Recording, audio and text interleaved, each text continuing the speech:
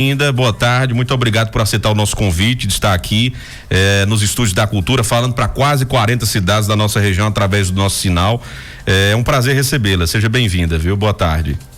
Boa tarde, agradeço muito, Tony, o convite, e eu gosto muito desse contato com o público, né? Da gente tirar pequenas dúvidas, tirar alguns mitos, algumas verdades, tá certo? Tô aqui para responder o que for necessário. Muito bem. Doutora, dando início então, as alergias elas são bem comuns, né?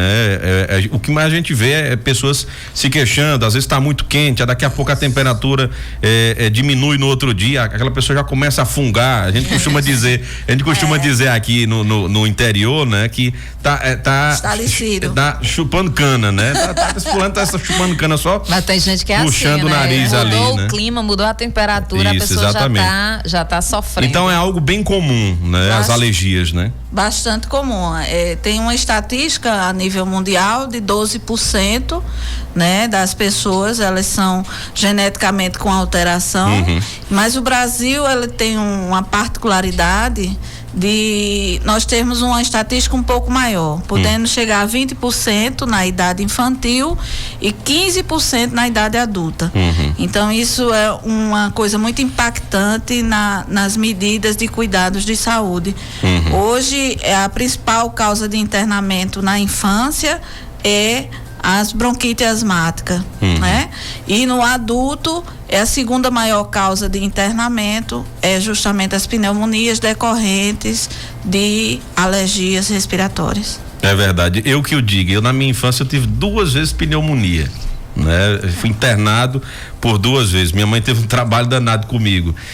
E parece que é algo bem ligado realmente à infância, se não tiver muito cuidado, até perguntar leva qual a a óbito incidência também, hoje, né? Se tem muitos casos de ainda permanece essa incidência de crianças terem pneumonia, doutora? Muito. Nós estamos agora num surto de pneumonia, tá? Até bem grave, pelo menos assim na Paraíba nós já estamos com 3 óbitos de criança, uma com 2 anos e meio e outras 2 abaixo de 2 anos. E assim, pneumonias bem rápidas, né? Em que 24 horas a gente infelizmente perde a criança. Nossa. Então, assim, tem que ter realmente um cuidado, principalmente aquela criança que para de comer, não chora muito, fica quieta, febre inexplicável, né? Dá uma olhada nesse pulmão. Tá? Porque realmente essa época, janeiro até mês de junho, é a época que nós temos um maior nível tanto de vírus como bactérias no ar. Isso tem alguma explicação que isso é todos os anos, né? Nesse período que começa ali de janeiro, fevereiro, agora março, eu percebo que muita gente começa a gripar e é o período de mudanças climáticas. Isso, né? é o clima. É justamente isso, é mudança climática justamente, mesmo. É o clima. E assim, a gente vê que na região sul, determinada época lá seria junho, julho, aqui é mais janeiro. E se você for para a região norte, você vai pegar mês de setembro, outubro. Então, cada região tem o seu inverno, a sua forma de ter as infecções rodando todo o ano, né? Então, se você for uma pessoa que anda vários estados o ano todo, então você corre o risco de ter o ano todo pneumonia. Eu vejo que por exemplo, a campanha de vacinação da influenza, ela é sempre agora, começa em abril, né? Em abril. É justamente por conta disso mesmo, né? Já pegando essa parte do começo do ano com um número maior de casos, né? Pra você de influenza, ver, isso foi, né? tão determinante a campanha da vacina da gripe que diminuiu em 45% o óbito de idoso por pneumonia, né? Então ajuda também, né? Ajuda. Nesse quesito. Tony, como a gente está no mês da mulher e estamos, né, fazendo essa programação especial voltada para as mulheres, e hoje estamos falando também da saúde das crianças, né? Porque são geralmente, né, são as mães que cuidam dos filhos, né? Lógico, tem pais que também cuidam, mas geralmente, né, são as mulheres, são as mães que cuidam dos filhos. Eu queria que a senhora falasse um pouquinho sobre quais os cuidados que a mãe deve ter, né, com os seus filhos, porque tem aqui no interior tem uma cultura, né, de alguns pais que quando a criança nasce, esconde a criança do mundo, né, para não ter contato com poeira, com sol, com chuva, com nada, com gente também, com gente, com animais, né, tem pais que acham que a criança não pode ter contato nenhum com animal de estimação. Muitas vezes pode ser mito, mas pode ter também algum fundo de verdade. Então, como a senhora que é especialista e a gente está no interior que tem essa cultura, eu conheço gente que não tira a criança de casa quando nasce por nada, com medo da criança se expor. Até que ponto isso faz bem e até que ponto também deixa essa criança meio que sem imunidade, doutora? É interessante porque o recém-nascido, ele recebe a imunidade da mãe e mantém essa imunidade com leite materno, né? Então, realmente, e nesse sentido, assim, acabou de nascer, realmente, você colocar dentro de casa uma pessoa gripada para visitar um recém-nascido é um risco. É um risco porque aquela criança não tem vacina nenhuma, a imunidade dela ainda está se formando, mas a questão do sol, aí eu já sou contra. Né? Eu acho que a gente tem que tomar o banhozinho de sol todo dia, né? E questão de animais. Animais, eu diria assim, criança para ter contato com animais depois dos 3 anos. Porque até 3 anos você vai descobrir se essa criança é alérgica ou não, né? Existe alergia específica ao pelo de gato, existe alergia específica ao pelo de cachorro, existe alergia específica apenas de aves. Então, mas você não pode descobrir isso antes de 3 anos. Né? Então, o que é que eu sugiro? Se você já tem um animal de estimação em casa, né? Aquela criança não deve ter o contato pelo menos no primeiro ano, tá? Se a criança começa a ter gripes de repetição, simulando até uma rinite alérgica, então você já sabe que teve algum gatilho dentro daquela casa. E os gatilhos são poeira, mofo, né? Pelo de animais e mudança de temperatura. E o contato com terra, a criança ter contato com terra? É salutar. Por quê? Porque foi feita até uma pesquisa, um professor da Bahia. Ele foi descobrir por que o índice de asma era menor em crianças de favela do que crianças da cidade. Né? E ele descobriu que a verminose, que nós temos a lombriga, ela protege o pulmão contra a asma. Aí foi uma risada, porque disse, pronto, a gente vai fazer comprimido de lombriga agora. Então, mostrando realmente que o contato com a terra, ela protege a criança contra as alergias, mas não a protege contra as verminoses. Né? Entendi. Então é importante colocar dessa maneira, né, para explicar. Enfim, tem até alguns ouvintes fazendo perguntas aqui já também, né? Quem quiser fazer pergunta, é bem comum essas rinites alérgicas e tem muita gente também que tem algum certo tipo de alergia, mas não procura saber qual é a origem da alergia. Isso. Né? E é importante saber, doutora, a origem, né? Olha, eu tenho, vez ou outra, eu fico só espirrando, com crise de rinite, mas eu não sei a causa. Tem gente também que tem aquela sensibilidade a frutos do mar, né? Também camarão, amendoim. Né? Isso aí, e acaba descobrindo da pior forma possível, quando come e passa mal e tem que correr urgente para uma emergência, né? Eu conheço algumas pessoas que já passaram por isso e não sabia, e daqui a pouco. O certo seria se a gente já conseguisse diagnosticar se temos alergias já na infância, como a senhora está dizendo, isso, né? Consegue. A partir de 3 anos a gente tem um exame laboratorial que a gente chama de RAST, né? Em que a gente coloca as principais causas de alergia, né? E você consegue fazer a triagem. Mas primeiro, antes de chegar a esse exame, você precisa ter o histórico dessa família. Então, não existe alérgico sozinho. Existe uma alergia familiar. Entendi. Então, é um pai, é uma mãe, é um tio, é um avô, é uma avó. E aí, os adultos, você vai perguntar assim, você é alérgico a quê? E aí ele vai dizer, eu sou alérgico à poeira. Então, a possibilidade daquela criança ser alérgica à poeira é em torno de 40%. Então você diminui a quantidade de solicitação. Então você vai nas coisas mais diretas, tá? Eu digo sempre que deve retardar o paladar da criança para comidas ricas em corantes, né? Então, quanto mais você retardar esse contato, mais você protege o sistema alérgico daquela criança. Principalmente, aí eu vou repetir, principalmente se na família tem alguém alérgico, pai e mãe, tá? Tem, aí é estatística, né? Professor, eu sou professora, também gosto de estatística. Quando um dos pais é alérgico, a criança tem 35% de chance de ser alérgica. Quando pai e mãe são alérgicos, pula para 60%. Então, assim, a história familiar, e aí a mãe disse, olha, eu sou muito alérgica, eu quero saber se meu filho é alérgico também. A partir de 3 anos a gente consegue fazer. E a partir de 4 anos, a gente faz um teste chamado prick test, que é direto na pele, tá? Então ele é mais, as marquinhas, isso, ele é mais fidedigno e assim é mais rápido. Você em 20 minutos você já sabe a resposta. Interessante, né? Verdade. Se você tem alguma alergia, até para evitar um acidente, seja aí com uma alergia, principalmente alimentar, né, Tony? É verdade. Se de repente você não sabe que é alérgico àquele determinado alimento. Minha irmã, por exemplo, é alérgica à gema do ovo. Ela, eu não sei, acho que até a senhora já tratou ela também lá em Afogados, e ela não sabia. E quando ela consumia qualquer alimento que tinha ovo, ficava com o olho muito inchado, e a gente se assustava sem saber o que era, e ela com o olho extremamente inchado, ficava muito inchado. E aí descobriu que era alergia, inclusive a medicamentos e também a ovo. Se você não sabe, você pode chegar a óbito, doutora, em alguns casos. Pode. Eu perdi uma paciente de 17 anos tomando um caldinho de peixe. Meu Deus do céu. Certo?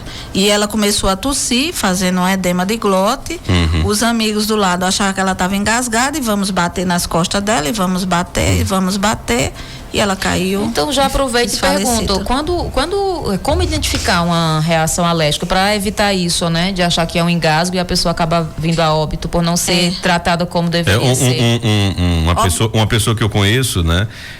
Descobriu que tinha alergia a camarão, e quando ele comeu o bobó de camarão, ele disse que era como se tivesse areia na garganta. Deve ser horrível, né? Ele começou a arranhar e daqui a pouco começou graças a Deus diminuir não tenho alergia a camarão, porque camarão é muito bom, né? É excelente, né? Mas, e ele fica danado, ele diz, mas rapaz, logo a camarão. Logo a camarão, pô, a ovo ainda vai, né? Agora é camarão. Mas, doutora, é a casca do camarão. Provavelmente o bobó foi feito com a casca do camarão. Por exemplo, tem gente que tem contato na pele, já começa a ter uma reação, né?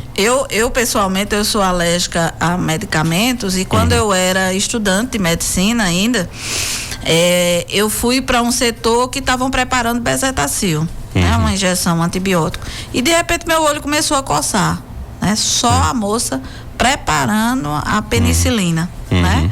Então realmente a alergia, ela acontece a qualquer momento, inesperadamente. E eu digo sempre que a pessoa não deve dar sorte ao azar. Então nunca comer uma comida que nunca comeu, né? Nunca tomar um remédio que nunca tomou sozinho, né? De noite, final de semana. Então, sempre que for comer alguma coisa diferente, sempre que for tomar um remédio novo, tomar de dia e tomar com alguém em casa. Porque essas reações, elas são minutos. Entendi. E o edema de glote é uma estatística pequena, apenas 1% dos pacientes tem esse tipo de gravidade, né? Mas é uma gravidade que, se você não tiver, a garganta, né? Isso, se você não tiver próximo a um hospital, você morre. Então, como identificar, para quem é leigo, como eu sou leiga, como identificar uma reação alérgica? Então, geralmente, são vias aéreas altas. Então, é os olhos lacrimejando, é coceira nos olhos, nariz coçando, coceira no ouvido, garganta pigarreando, tosse, e de repente a pessoa para de falar. Ela não consegue ter forças de proferir palavras. Então ali a gente já sabe que está fazendo o edema de glote. E finalmente a cianose, que é os lábios escuros, mãos escuras, que é quando o oxigênio falta no sangue.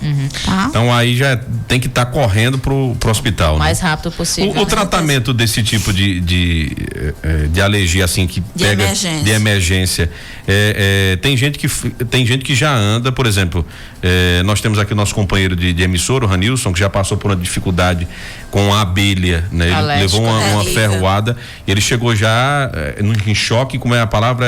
Choque anafilático. No hospital, quase morto mesmo, né? E aí desde então ele já anda com um kit. Eu só não me recordo agora qual é a substância que ele usa, que já é para não ter nenhum risco de abelha pegar ele aí, ele não tá longe no hospital. Eu digo que é o santo corticoide.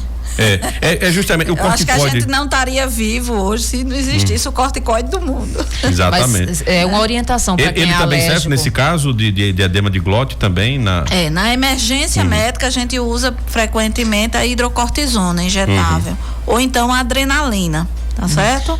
Mas assim, para o leigo que tem essa doença, para andar com ele, seria a dexametasona. Principalmente quem mora na zona rural, o trabalhador rural tem muito contato com a abelha e com outros insetos, e aí corre um risco grande, né? Até você ser socorrido para um hospital na cidade, também, né? Dá reações, tá certo? Maribondo. Nossa, né? Maribondo é terrível, né? Mesmo. Dói, viu? A vespa. Dói que você chora. Tem um caso, doutora, que está repercutindo muito no país, que foi aquela moça que cheirou pimenta, né? Estava se alimentando e cheirou pimenta e está em estado gravíssimo. Tem resposta neurológica, inclusive. Isso, é uma reação alérgica gravíssima. Já teve outro caso semelhante que a senhora tenha conhecimento? Eu tenho 33 anos de medicina, né? Eu nunca vi um caso assim. Ela aspirou o cheiro da cheiro, né? E fazer deteriorização neurológica, né? Mas é o que eu digo sempre, é o tempo do socorro, né? Quanto tempo demorou para ela chegar realmente no hospital e ser medicada. Então isso influencia diretamente no nosso cérebro. Nosso cérebro ele só aguenta 3 minutos sem oxigênio. Depois a gente vira um vegetal. Verdade. Né? É incrível, para reverter é difícil, não consegue. Doutora, eu queria lhe agradecer por esses quase 20 minutos aqui de entrevista, 20 minutos já, mas queria lhe agradecer demais, né, pela participação, dar as boas-vindas de volta, né, à Serra Talhada. É importante, né, ter uma profissional como a doutora Anne aqui atendendo na região, porque a gente sabe que é um setor onde você não tem aí muitos profissionais, né, na região, e a demanda ela é grande. Inclusive, a área dela de atuação casa direto com a pediatria, doutora Juliana Paula está aqui, inclusive. Né, que é minha mão direita, são meus pediatras. Exatamente, porque tá ligado. Eu digo, e minha mão esquerda são os geriatras. Muito bem, então trabalha com praticamente, né, atrelado a outras especialidades. Então, dá as boas-vindas, né? Obrigada. Vai ficar vindo de quanto em quanto tempo para a Serra Talhada, nesse primeiro momento? Iniciando esse momento de 15 em 15 dias. Só que esse mês de março ficou um pouquinho atrapalhado e eu vou vir agora só dia 14 de abril. Né? Que aí pegou Semana Santa, aquela mistura toda boa que não dá certo no final. Mas assim, a nossa programação é a sexta-feira, o dia inteiro, de 15 em 15 dias. Dependendo da demanda, ficará toda semana, né? Como eu moro próximo de Serra, né? Ali em Patos, então dá pra gente fazer essa logística. Pertinho. Essa logística. Muito bem. É verdade. Mas, doutora, obrigado mais uma vez pela disponibilidade, tá batendo papo. Gente, então, ela atende lá no Espaço Saúde, do lado ali do Ministério Público, né? Então, quem quiser tirar mais dúvidas em relação a alergias, tem muita coisa, é um tema muito vasto, né? Então, a gente falou aqui de N possibilidades, né? Tem vários tipos, né? Respiratórias, alimentares, na pele, né? De medicamentos. E seguir a orientação que a doutora falou, né? Se você tem filho pequeno aí, a partir dos 3, 4 anos, procura a doutora para já fazer aí esse, não sei se teste é a palavra, né? Mas o teste para saber se a sua criancinha é alérgica, porque você evita um acidente em casa, na escola, né? Então, é importante. Muito bem. Doutora, um abraço, obrigado pela a disponibilidade. Logo vamos marcar de novo aí para a sua vinda aqui pra gente trazer mais dicas, viu? E eu quero agradecer esse espaço e lembrar sempre que o cuidado começa em casa, né? Então, assim, se você tá durante a gestação, você é alérgica, então você já está se preparando para ter um filho alérgico. Então, prepara um ambiente para ele. 80% das alergias, elas estão relacionadas com os alimentos, né? Então, quanto mais alimentos saudáveis você ofertar aos seus filhos, mais difícil é deles desenvolverem doenças graves, tá? Não só da parte alérgica, como também da parte intestinal, né? Doenças que a gente está acostumado a receber pensando o paciente que aquilo é uma alergia e na realidade é uma intolerância, por exemplo, a lactose, né? Acho que o grande desafio da nossa geração hoje é realmente essa alimentação saudável, né? Vivemos numa época em que infelizmente fruto aí desse mundo globalizado, industrialização, a gente não se alimenta bem, né? Mas estamos fazendo o caminho de volta já. Muito bem. Daqui a pouco daremos todo mundo uma horta em casa, que o certo seria esse. Doutora, um abraço, obrigado mais uma vez, viu, pela disponibilidade. Obrigada, gente. Um abraço.